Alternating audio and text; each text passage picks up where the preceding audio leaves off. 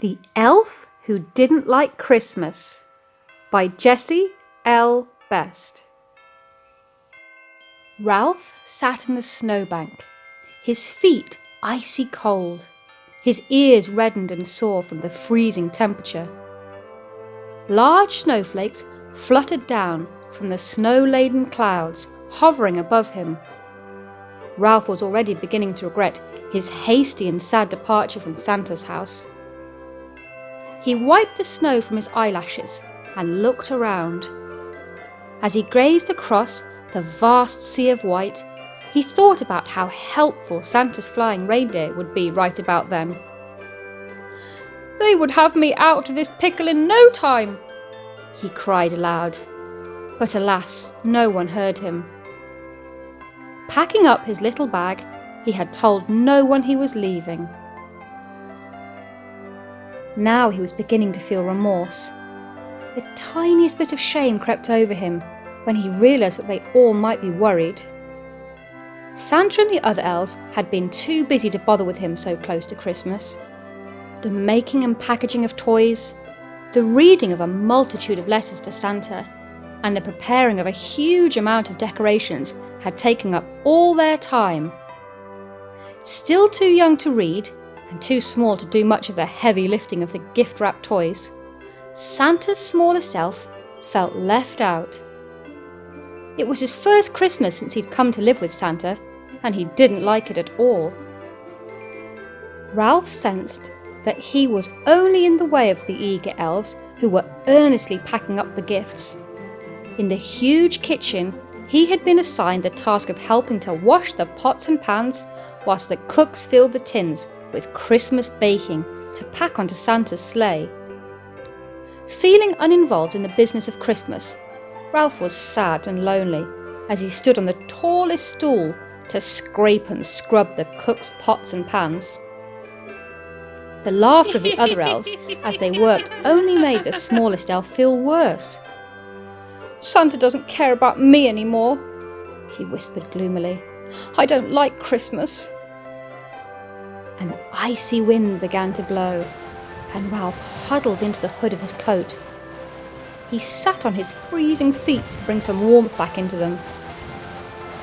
Realising how foolish he had been to venture out into the blinding snowstorm, he now knew that he should have told Santa how he felt. The intensity of the storm increased with a heavier snowfall. Ralph could hardly see anything in front of him now. His slow tears soon became a steady stream, mingling with the clumping snowflakes that were falling fast. How Ralph wished he was back in the warmth of Santa's house. He would wash the pots and pans without any complaint. Putting aside his fears, Ralph started to walk. He could not see very far ahead as the thick snowfall stuck to his eyelids. His feet grew colder, and the tiny suitcase he carried became steadily heavier. Soon he came across a path that led into a forest crowded with tall trees. Ralph feared that he would never find shelter, so he decided to look for a place to sleep among the trees. Hoping he could spend the night under the canopy of the firs, Ralph gathered what dry leaves he could find under the snow. He settled himself beside his suitcase for some small protection from the cold wind. Santa's elf had already decided to return home after he felt rested. Suddenly, Ralph heard a voice call out, "Help! Help! Come help me! I am caught in this tree!" At first, the little elf thought he had fallen asleep and was dreaming. But then he heard it again, and wondered who else had been foolish enough to venture out into this storm. Rising to his feet, Ralph quickly made his way toward the voice. "I'm coming!" he called, tripping once or twice in the deep snow. A few feet ahead, he heard a commotion in one of the large firs. "I'm stuck! I'm stuck! Help! Help!" the voice called again. Peering up through the thick branches of the tree, Ralph saw a strange sight. Not far up in the tree's limbs, a little old lady hung upside down from a thick branch.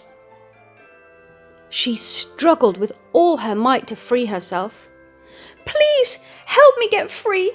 Save me, and I will pay you well, my small friend!" screeched the woman. "I will give you shelter from the storm."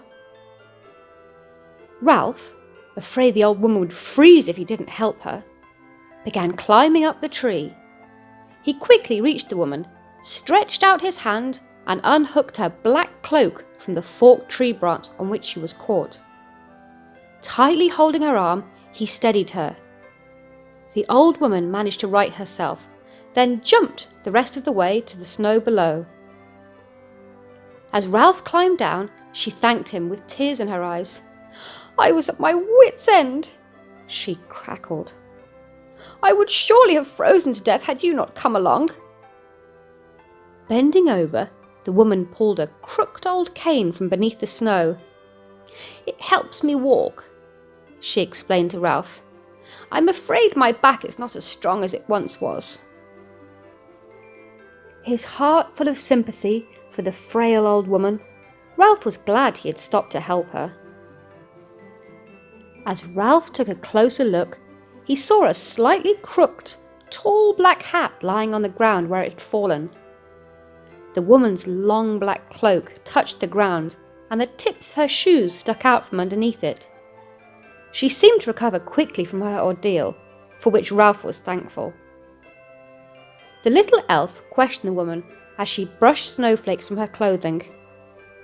"How did you get stuck in the tree?" "I climbed up so that I could have a better view.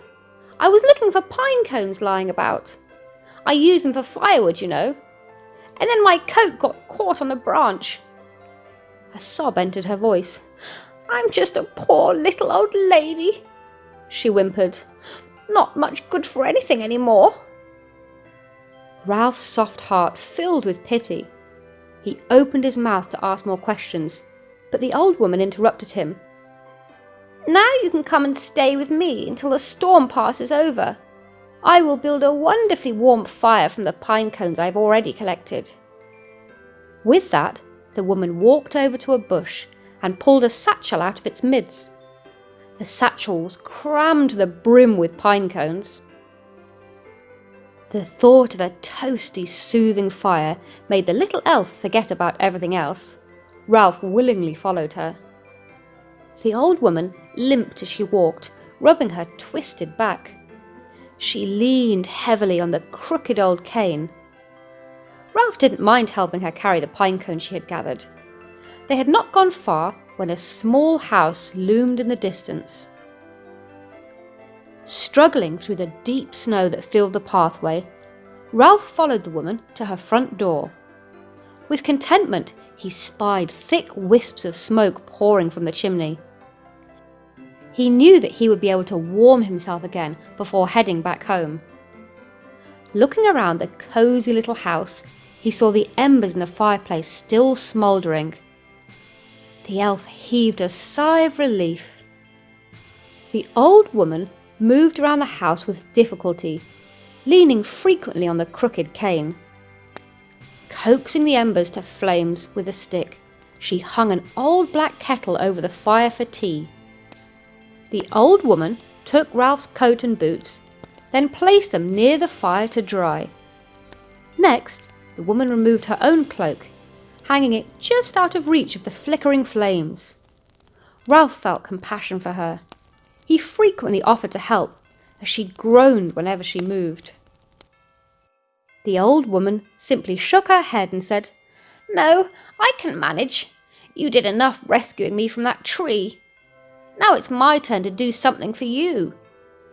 Smiling brightly, she added, "Soup will be ready very shortly, so find yourself a seat." Ralph was only too happy to do as she asked. He waited hungrily for the soup to come. When she brought it, they both ate with gusto, wiping their plates with huge crusts of bread.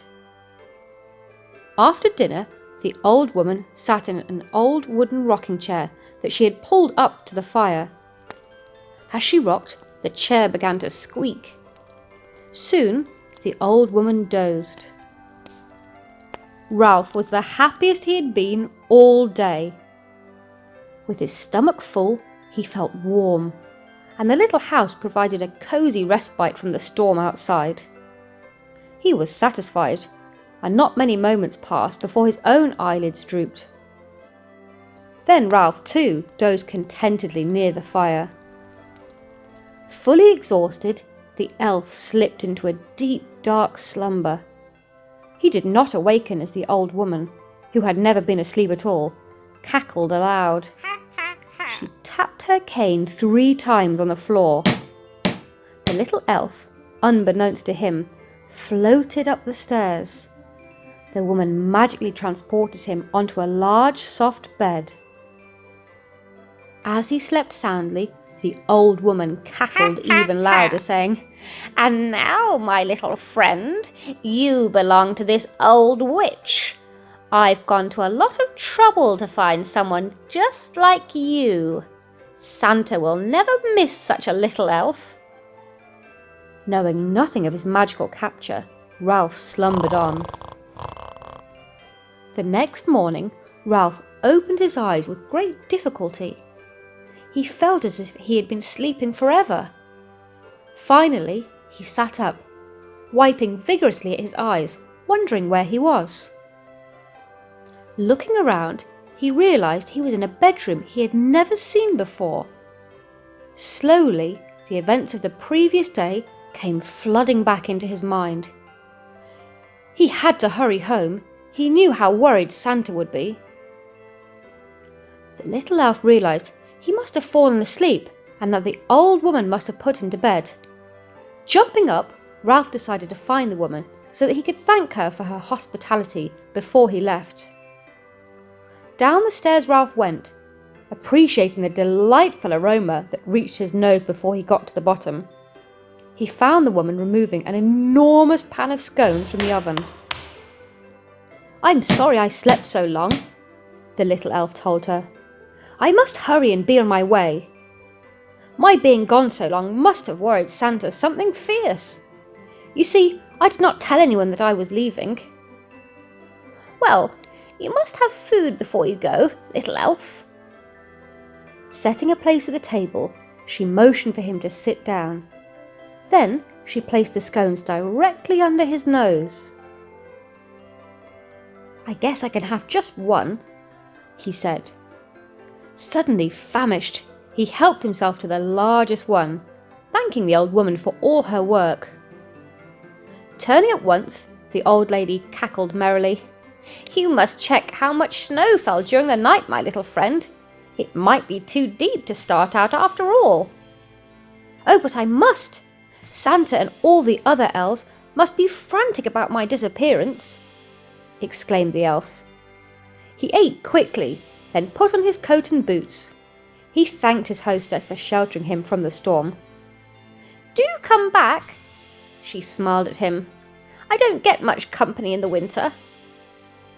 The woman accompanied Ralph to the door, limping and rubbing her back. The little elf felt guilty leaving the old woman alone, but he knew he had to go. Ralph stepped outside, waving goodbye as the old woman stood at the door. "It didn't snow too much more," he said. One last wave, and he started back the way he had come the day before. The bright sunny day helped Ralph feel better as he walked. He began planning what he would say to Santa and the others when he arrived home. "I will tell them how very sorry I am for running away and not telling them," he said aloud. "I will wash the pots with no complaints forever." When Ralph decided what he would say, he turned his attention to the beauty of the snow that covered the tree limbs and decorated the firs all around him. After a while, the elf began to tire and decided to find a place to rest. He had come to the very spot where he first heard the old woman calling for help. For a while, he sat on a pile of pine needles. Then he started out towards Santa's house. Suddenly, he found himself standing back at the door of the house he had just left. Bewildered, he stared at the cosy little house. "But I was heading the other way," he cried, "in the opposite direction." The door opened. The old woman stood there, looking at him in surprise. "Did you lose your way, little elf?" she asked. "I must have, I'm afraid. I must get home. Santa must be very worried." "Come in for some hot chocolate," she said. "Then you can leave again. You look so cold." Ralph did not feel cold at all, but suddenly shivers ran down his small body. The thought of a hot drink sounded so good, he decided to accept her offer. Drinking the steaming mug of chocolate, the little elf said, "I don't know what happened, how I arrived back here. I'm sure I followed the right path. After all, I know the way to Santa's house."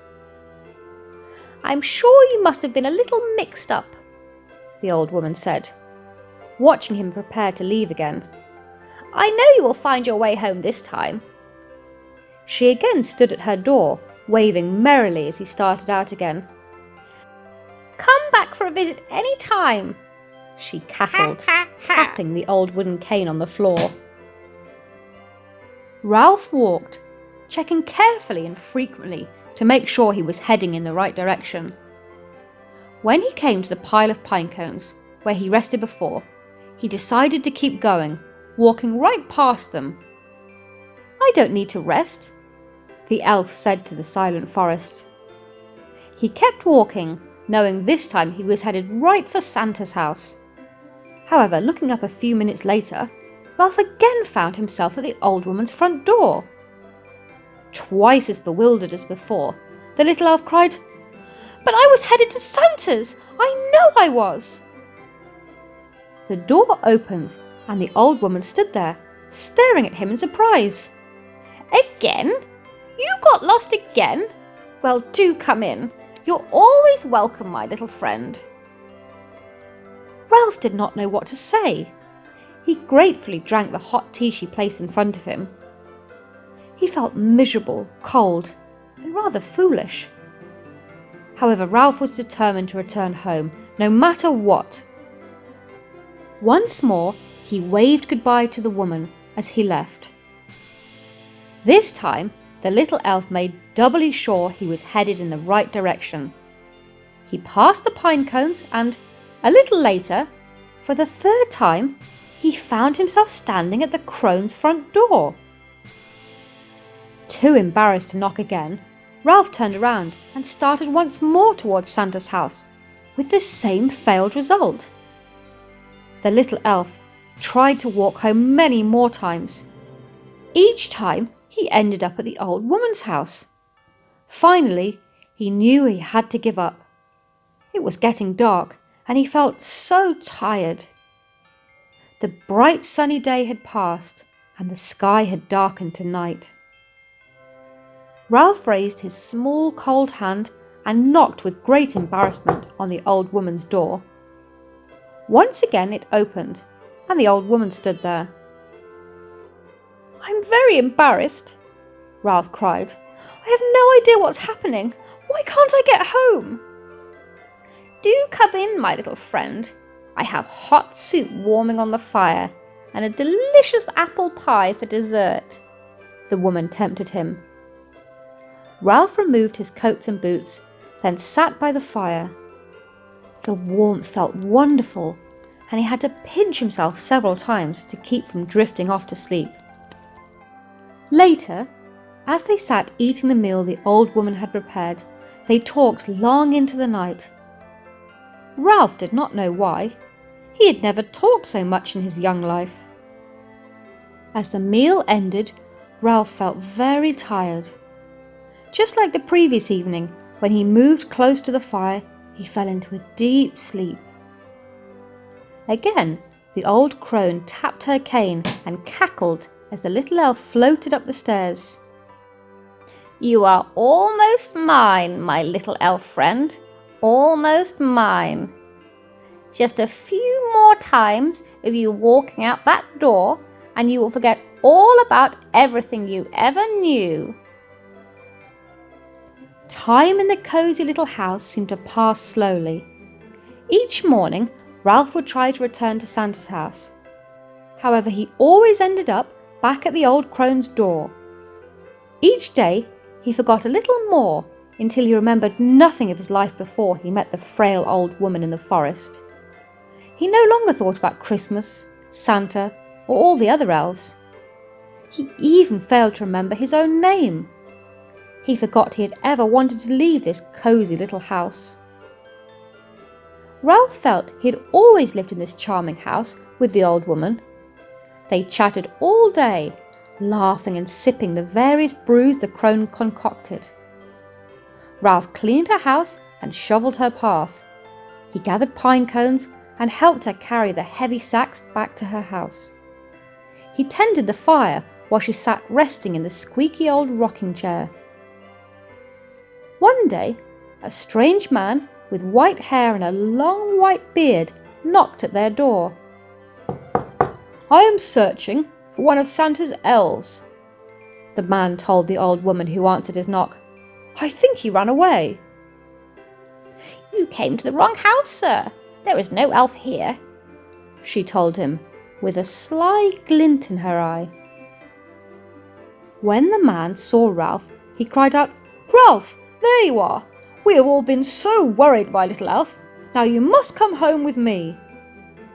Surprised, Ralph stared at the man. "I'm not Ralph," he cried. "I'm not an elf. My name is—" He realised he could not recall his own name. "Why, you are Fred, my little friend. Fred," the old crone told the elf. Turning to the old man, she explained, "Sometimes he forgets his own name. I have to remind him several times daily." The man looked keenly at the old woman, leaning on her crooked cane. "Looks like I did come to the wrong house," he answered softly. "I will search elsewhere." Turning around, he left. "I wonder who that was," exclaimed the little elf. "I feel sorry that he has lost someone." Busying himself with the old woman's chores, he promptly forgot the old man had ever come to the door. Santa stood among the trees, out of sight of the old woman's house. He was angry. What spell had that old witch put on his little elf? In his first glance, Santa had recognised that she was a witch. The fact she had made Ralph unable to recognise him as Santa, and worse, forgot about Christmas, left Santa fuming. Of course it was Ralph. Santa would know him anywhere. Now just what was that wicked old woman up to? Santa suspected he already knew the answer to that question. She had disguised herself as a poor old woman and had captured his elf to do all her chores. Sensing that the old woman's magic faded as she aged, Santa suspected it was Ralph who did all the hard work for her and who kept her company. Somehow, that witch of a woman had placed a forgetting spell on the elf, and he could not recognise even Santa. Well, Santa Claus was known to have some magic of his own. It was called Christmas, and he vowed to rescue the runaway elf before Christmas Eve. Once Ralph was home again, the witch's nasty spell over him would wear off, and Christmas magic would take over. Keeping a close eye on the witch's house, Santa waited until night fell. When the moon had taken its place in the night sky, Santa crept toward the darkened house. It stood silent and still in the moonlight. Onto the roof Santa climbed, peeking in the bedrooms as he went. Seeing the old witch sleeping soundly, he quickly slipped down the chimney. Santa heard the old woman's snores as he tiptoed along the upper hallway, making his way to Ralph's room. However, to his surprise, the littlest elf was not in his bed. Tiptoeing down the staircase, Santa saw the elf curled up on the witch's rocking chair. There Ralph lay, sound asleep. He looked content, but Santa knew it was a false happiness. Thankful that the elf was sleeping near the door, Santa silently carried Ralph outside and into the wintry snow. Grabbing a tiny horn that hung around his neck, Santa blew on it. Within seconds, Rudolph, his lead reindeer, stood before Santa, saddled and ready to fly. As he moved toward the reindeer, Santa heard the door of the little house open. The old woman's shriek pierced the night silence. Bring him back, you nasty man! He's mine! She banged her stick angrily on the icy snowbank.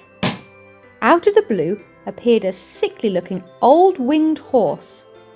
In a second the witch was on its back, her arms tight around its neck.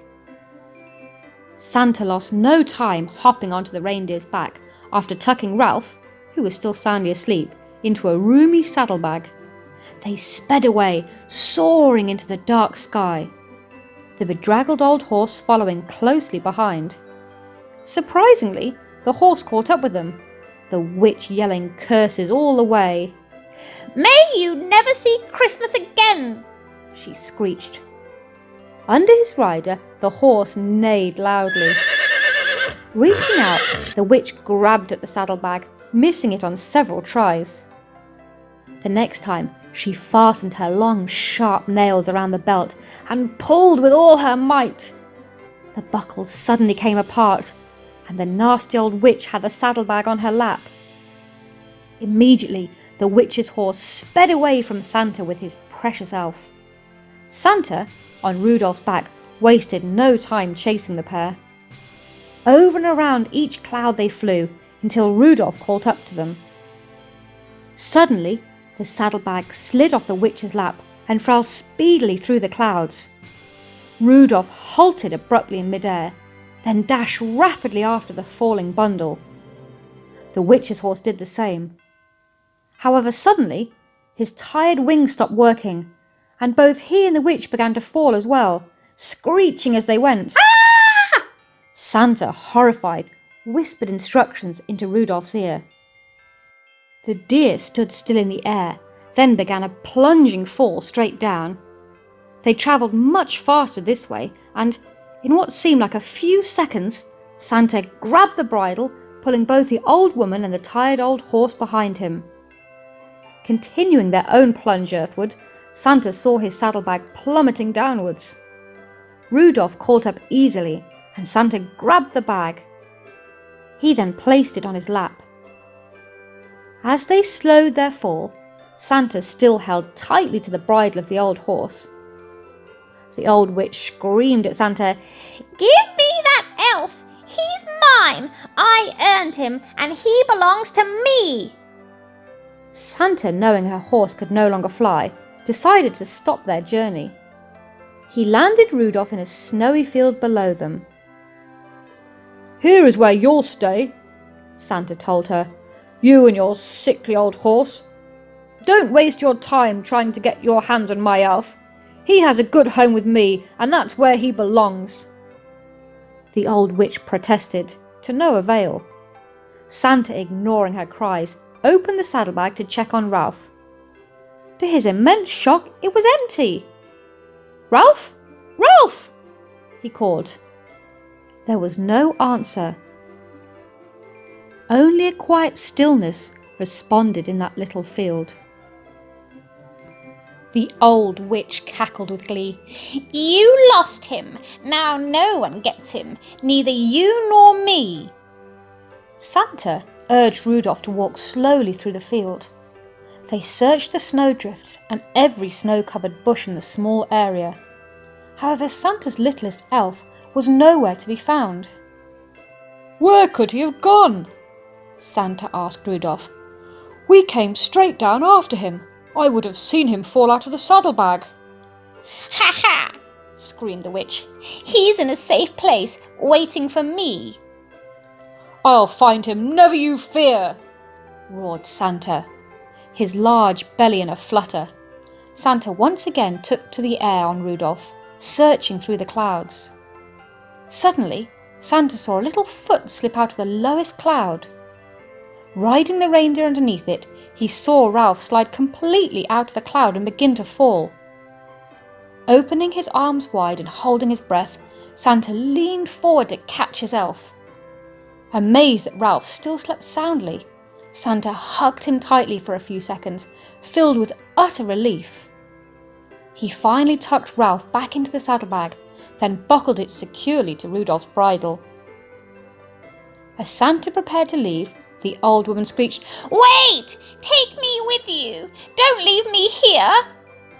Santa ignored her pleas, and the old woman began banging her cane on the ground, screaming with protest. Ah! Without warning, the cane splintered into tiny pieces, and the miserable, tired old horse disappeared. The old woman began throwing a tantrum, stamping her foot angrily and kicking the pieces of her cane all over the ground. As Santa watched her display of anger, the old witch suddenly exploded into a puff of black smoke. Santa, realising she was beyond help, quickly flew away in the direction of his own cosy house. When Rudolph landed with ease at his home and workshop, Santa carried the young, still sleeping elf inside, then tucked him into his very own bed. Ralph opened his eyes, feeling too comfortable to climb out of the big bed. However, he knew he must, as it was the day when he helped the old woman gather enough pine cones to keep the fire lit for another few days. Making his way down the stairs and looking more closely at his surroundings, Ralph realised that nothing looked familiar. The stairs were different, with fewer steps. Colourful decorations hung on the walls. He did not smell the scones as he usually did while descending the stairs. "Where am I?" he whispered. "I have never seen this place before. Where's the old woman with my breakfast?" Suddenly, at the bottom of the stairs, a tall man appeared. He had long white hair and a snowy white beard. "Breakfast is ready, little elf, just as you like it." The man's voice boomed in a jolly manner. "Elf? Me? I'm not an elf. My name is—" Ralph's voice faded when he found that he could not remember his name. "Where is the old woman? She bakes me gigantic scones every morning for my breakfast." "You're in the house of Santa Claus," declared the man, smiling kindly. "Who is Santa Claus?" The little elf stammered over the unfamiliar name. "Do I know you?" "Very well," answered the man, his cheerful voice filling the room. "Follow me." Ralph did as the man asked, feeling very strange indeed. He looked everywhere, but he could not see the old woman. In the kitchen, a group of elves sat at a huge table. They all ate from the filled plates, smacking their lips and drinking from colourful mugs. Ralph sat on the chair that Santa pulled out for him. "Who are you?" the little elf asked the others, seated around the table. He felt hunger pangs as he inhaled a much different aroma than his usual scones. We're Santa's elves!" they cried in unison. Don't you know us?" "I don't think so," murmured Ralph, thoroughly confused. "Your porridge, little elf, with plenty of honey, just as you like it." Santa smiled as he placed a huge bowl in front of Ralph. Ralph opened his mouth to again deny that he was an elf. However, eager to taste the food before him, he began to eat instead. He had never tasted anything so wonderful. Not even the old woman's scones could match the heavenly taste of porridge. "Wonderful!" cried Ralph. He ate until the bowl was empty. Then Santa placed a mug beside him. "Hot chocolate with honey," said Santa, his merry eyes twinkling. Ralph drank deeply, again finding it much more delicious than the tea from the old woman. "Heavenly!" cried Ralph, rapidly draining the mug. The little elf sat content. His hunger was satisfied. He had not missed the scones at all. Listening to the chatter among the elves, Ralph had a strange feeling. All of a sudden, he knew he had been in this house before and had eaten this same breakfast many times. Santa!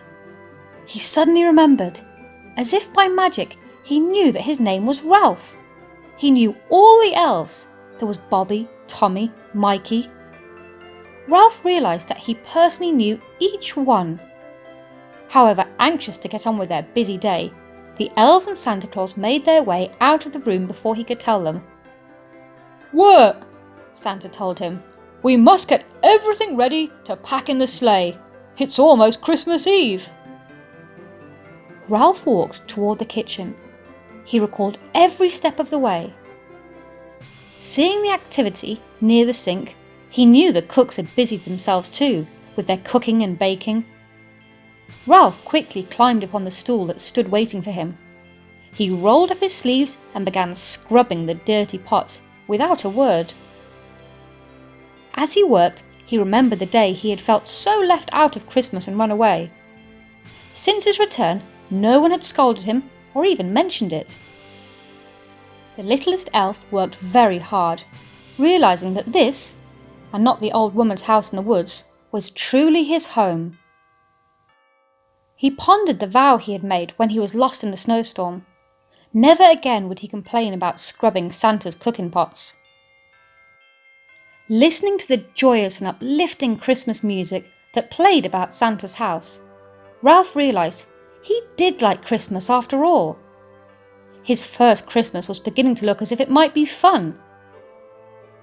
Christmas Eve finally arrived and everything was ready. Santa Claus was in his sleigh with all the toys he needed. The bells and the harnesses of the reindeer tinkled merrily into the night. Suddenly, the little elf heard his name. "Ralph! Ralph! You are coming with me tonight. I need your help!" Santa's merry voice called out. Ralph could not believe his ears. A deep joy filled his heart as he scampered onto the sleigh. They soared into the dark clouds, bells are ringing, waving to those on the ground who cheered them on. The littlest elf was the happiest he had ever been. He realised he had no reason to run away. He never had. "I love Christmas!" he shouted with joy. The end. We hope that you loved The Elf Who Didn't Like Christmas by Jessie L. Best. Buy the book and read along. Check out more of Jessie's stories, available on Amazon.